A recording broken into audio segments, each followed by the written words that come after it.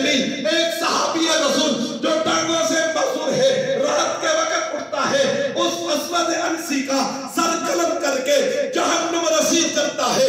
آپ سوچتے ہوں گے ادھر 259 صحابہ پیغمبر کے ساتھ جنگوں میں شریک ہو کر شہید ہوتے ہیں، تیرے اور میرے پیغمبر نے کبھی ہاتھ اٹھا کے بد دعا نہیں کی۔ یہاں کیا معاملہ ہے کہ اسود عنسی کے قتل کا خود رسول اللہ اعلان فرماتے ہیں۔ سنو، اس لیے کہ اسود عنسی نے دین کا انکار نہیں کیا، اسود عنسی نے نبوت کا انکار نہیں کیا، بلکہ اسود عنسی نے خود نبی ہونے کا دعویٰ کیا۔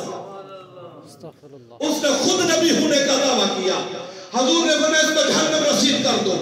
میرے نبی کے زمانے میں ایک اور کھڑا ہوا جسے مسیلمہ کذاب کہتے ہیں، اس نے نبی ہونے کا دعویٰ کیا، کہنے لگا میں نبی ہوں، میں نبی ہوں، میں دیہات کا نبی، حضور شہر کا نبی، میں چھوٹا نبی، حضور بڑے نبی۔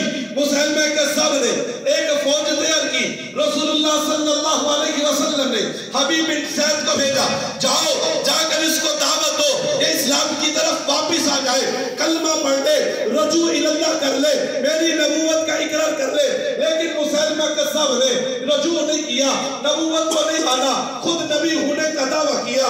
میرے اور تیرے پیغمبر کائنات سے تشریف لے گئے، در پردہ حضور علیہ السلام اپنے روزہ پہ جا کر آرام فرمانے لگے۔ میرے اور تیرے پیغمبر کے بعد خلیفہ بلا وصل سیدنا ابو بکر صدیق سب کا تو رضی اللہ تعالیٰ عنہ امیر المومنین بنے، امیر المسلمین بنے، سارے اصحاب پیغمبر کے امام بنے، 1,24,000 اصحاب پیغمبر کے مقتدا بنے۔ ابو بکر نے کہا او میرے یارو، میرے نبی کا گستاخ زندہ ہے، مسیلمہ کذاب زندہ ہے، جس نے نبی ہونے کا دعویٰ کیا ہے۔ ارے اس نے اس پیغمبر کی عزت اور ناموس کی چادر پہ حملہ کیا ہے۔ ارے جس کی چادر کی قسمیں رب کا قرآن یا ایھا المدثر کہہ کے، یا ایھا المزمل کہہ کے کھا رہا ہے۔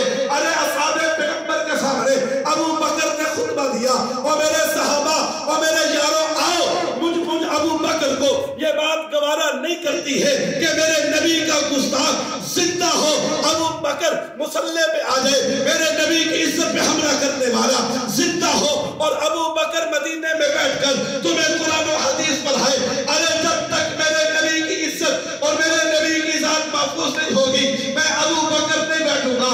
اس جنگ کے اندر بدر کے صحابہ بھی آگے، احد کے صحابہ بھی آگے، مہاجر بھی آگے، انصار بھی آگے۔ میرے دوستوں، میرے بزرگوں، 1,24,000 اصحاب پیغمبر ابو بکر کی آواز پر لبیک کہتے ہوئے یمامہ کے میدان میں مسیلمہ کذاب کا تحکم کرتے ہوئے آگے۔ ارے کائنات والو، 1,24,000 اصحاب پیغمبر ابو بکر کے کہنے پر یمامہ کے میدان میں آئے۔ ارے یمامہ کا میدان اسلام اور کفر کی جنگ نہیں ہے، توجہ کرنا، میں جو بات کہنے لگا ہوں وہ جنگ ہے تو میرے نبی کی عزت اور ناموس کی جنگ ہے، وہ جنگ ہے تو میرے پیغمبر کی ذات کے لیے ہے، وہ جنگ ہے تو پیغمبر کی ختم نبوت کے لیے ہے۔ ارے یاد رکھنا، آج آپ کا امام مصلی پہ کھڑا ہو کر تمہیں 5 وقت کی نماز پڑھاتا ہے، منبر پہ بیٹھ کر خطبہ دیتا ہے، فوت ہوتے ہو جنازہ پڑھاتا ہے، بیٹی جوان ہوتی ہے نکاح پڑھاتا ہے، باپ فوت ہوتا ہے وراثت تقسیم کرتا ہے۔ ارے آج تمہیں حدیث بھی پڑھاتا ہے، قرآن بھی پڑھاتا ہے۔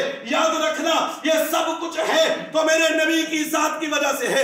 اگر نبی کی ذات محفوظ نہیں، کلمہ محفوظ نہیں، نبی کی ذات محفوظ نہیں، روزہ محفوظ نہیں، نبی کی ذات محفوظ نہیں، آپ کا بیت اللہ کا طواف محفوظ نہیں، اگر نبی کی ذات محفوظ نہیں، قرآن محفوظ نہیں، نبی کی ذات محفوظ نہیں، حدیث محفوظ نہیں، نبی کی ذات محفوظ نہیں، آسمانوں کا سورج محفوظ نہیں، آسمانوں کا چاند محفوظ نہیں، آسمانوں کی نوری مخلوق محفوظ نہیں، اگر میرے نبی کی ذات محفوظ نہیں تو کائنات کی کوئی شے بھی محفوظ نہیں ہے۔ ابو بکر نے اعلان کیا، سارے صحابہ ابو بکر کے ساتھ یمامہ کے میدان میں آئے، یمامہ کے میدان میں اتر کر مسیلمہ کذاب کے ساتھ لڑ پڑتے ہیں۔ کسی ایک صحابی نے یہ نہیں کہا کہ میری یہ مجبوری ہے، کسی ایک صحابی نے یہ نہیں کہا میری بیٹی جوان ہے میں نے شادی کرنی ہے، کسی ایک صحابی نے یہ نہیں کہا میری ماں بیمار ہے میں نہیں آ سکتا، کسی ایک صحابی نے یہ نہیں کہا میرے گھر میں پروگرام ہے میں نہیں آ سکتا، کسی ایک صحابی نے یہ نہیں کہا ارے قرآن میں اللہ نے